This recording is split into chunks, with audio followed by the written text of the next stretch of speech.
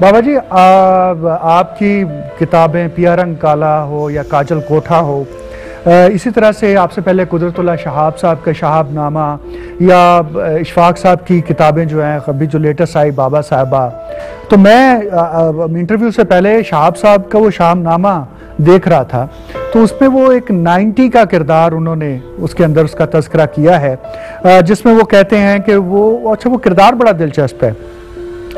उसकी तरफ से जनाब कुदरतुल्लाह शहाब साहब को खतूत मिलते हैं, हवा में उड़ते हुए आते हैं, पैगामात इस तरह से आ रहे होते हैं। वो कहते हैं कि आप इसका जवाब लिखकर फ़लाँ किताब में रख दें। वो जवाब लिख के रखते हैं, जब वो खोलते हैं देखते हैं उसमें होता ही नहीं है उसका वो जो उन्होंने जवाब लिखा होता है।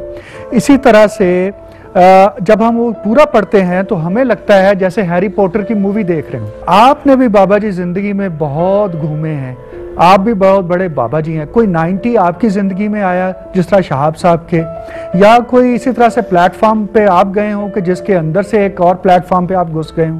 क्या है आपकी किताबों में?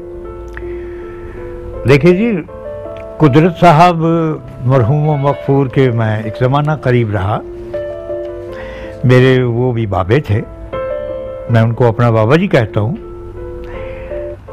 कुदरत साहब से मेरी बड़ी मोहब्बत रही, मैंने बहुत कुछ सीखा उनसे और वो मुझसे बहुत ज़्यादा इल्तफ़ात फरमाते थे। मेरा रूहानी सिलसिला भी कुदरत साहब के साथ मौजूद था।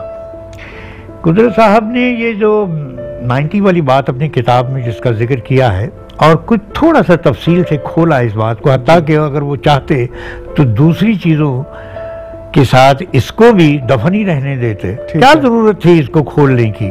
जब खोल दिया तो बात थोड़ी सी वो खुशबू की तरह फैल गई और उससे बेशुमार सवालात इस्तफसारात जो हैं वो बाहर निकल के आए। असल में ये बात करना उनकी एक मजबूरी थी, इसको मैं एक्सप्लेन नहीं कर सकता।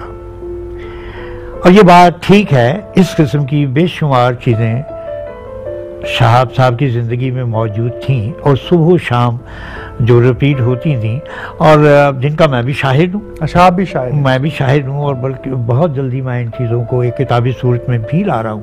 और ये चीज़ें उन्हीं की ज़िंदगी में नहीं थीं, अपना इशफाक साहब की ज़िंदगी में भी ये चीज़ें आई और अपना मुमताज़ मुफ्ती साहब की ज़िंदगी में भी ये चीज़ें जो है ना उनका भी उनके साथ ताल्लुक़ रहा। अब रहा सवाल कि क्या मेरी ज़िंदगी में भी इन चीज़ों का 90s का, या जिस तरीके से आपने फिल्म का जिक्र किया है हैरी पॉटर की मूवी में जो कुछ हम देखते हैं, ये जो कुछ कि वो गाड़ी उड़ना शुरू हो गई, वो सारी चीज़ें दुरुस्त है, गलत नहीं है। उसकी झाड़ू पे बैठा झाड़ू उड़ रहा है। मैं आपकी खिदमत में अर्ज करता हूँ कि जो चीज़ इंसान के जहन की सतह पर कोई शक्ल लेके उभरती है, चाहे वो कयास में आए, इल्म में आए या ना आए, लेकिन उसके पीछे कोई ना कोई हकीकत जरूर होती है। ठीक है। क्यों कि वो चीज़ इंसान के जहन में आ ही नहीं सकती कि जिसका वजूद ना हो। तो आपकी ज़िंदगी में ऐसा होता है? मैं नहीं समझता कि कोई इम्पोर्टेंस है इन चीज़ों की और इन चीज़ों को कोई अहमियत देनी चाहिए।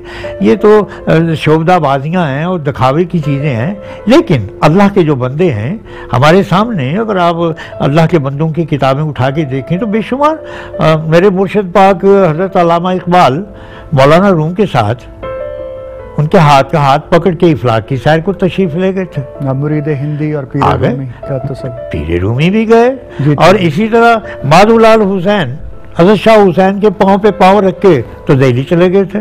ये चीज़ें बेशुमार इस किस्म की हैं और इनका ये अगर आप ये कहें कि ये गलत है, नहीं, ये मुहावरा अकल नहीं है, ये मुहावरा अकल नहीं है। लेकिन फी ज़माना इन बातों में यकीन इसलिए नहीं रखते कि हमारे सामने साइंस, टेक्नोलॉजी, ये चीज़ें हमारे सामने मौजूद हैं। जब हम आज यहाँ बैठ के 10-12 फिगर कर दबा के हम ज़बान में बात कर सकते हैं, तो हम क्यों नहीं इन बातों पे यकीन करके कि ये चीज़ें भी मिन्नो दुरुस्त है, जिसको हमने मुस्तरद कर दिया, ये चीज़ें आज साइंस ने साबित कर दी।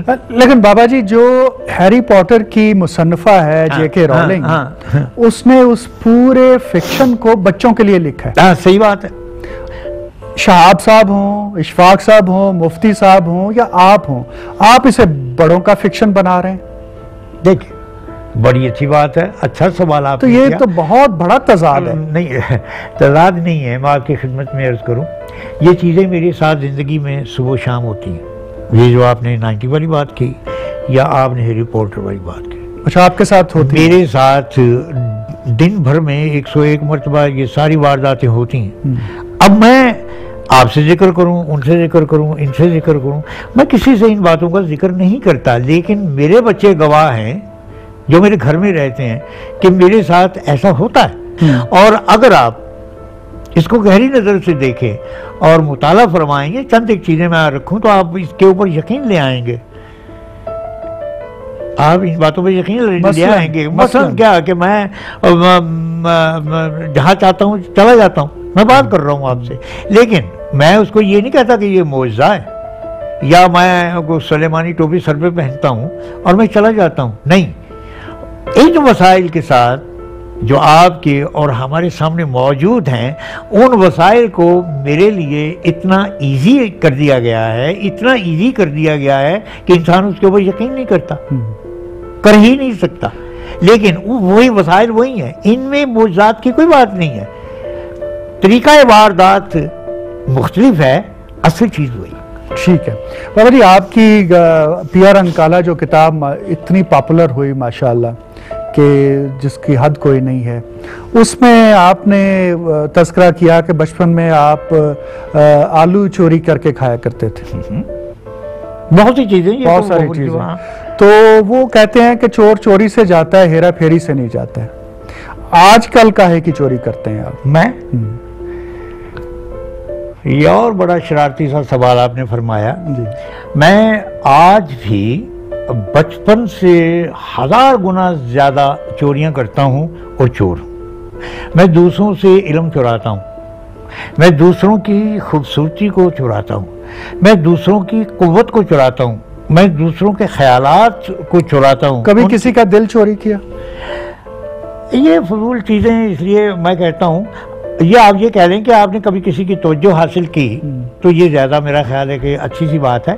असल में मैं आपकी खिदमत में अर्ज़ करूं, दरअसल वो मेरा शोबा ही नहीं रहा, मेरा शोबा ही नहीं रहा कि मैं किसी खातून के मुतल्लिक, हाँ बचपन में मैंने एक दो मेरी दिलचस्पियाँ हुई, लेकिन इत्तफाक ये हुआ कि जो पहला प्यार मैंने जिस लड़की से किया, वो मैं एक दोस्त के घर जाया करता था, उनके सामने वो रहती थी बच्ची, मोटी मोटी उसकी आंखें थी, मेरा ख्याल है मैं उसकी आंखों पे फरेफ्ता हो गया या मुझे अच्छी लगी। मुझे आंखें वैसे भी अच्छी लगती हैं, आंखें गधे के बच्चे की हों या ऊँट के बच्चे की हों या इंसान के बच्चे की हों, तो आंखें मुझे बड़ा मुतासिर करती हैं। तो वो उसकी आंखें कोई मोटी मोटी थी, मुझे नहीं पता वो गरीब से लोग थे, मुझे अच्छी लगने लगी तो मैं खिड़की खोल के उसको देखा करता था। क्या गुनगुनाते? लेकिन बचपन था, लेकिन क्या हमारे यहाँ तो लड़के आजकल गाते हैं, क्या खंजर है तेरी आंखें, तलवार तेरी आंखें।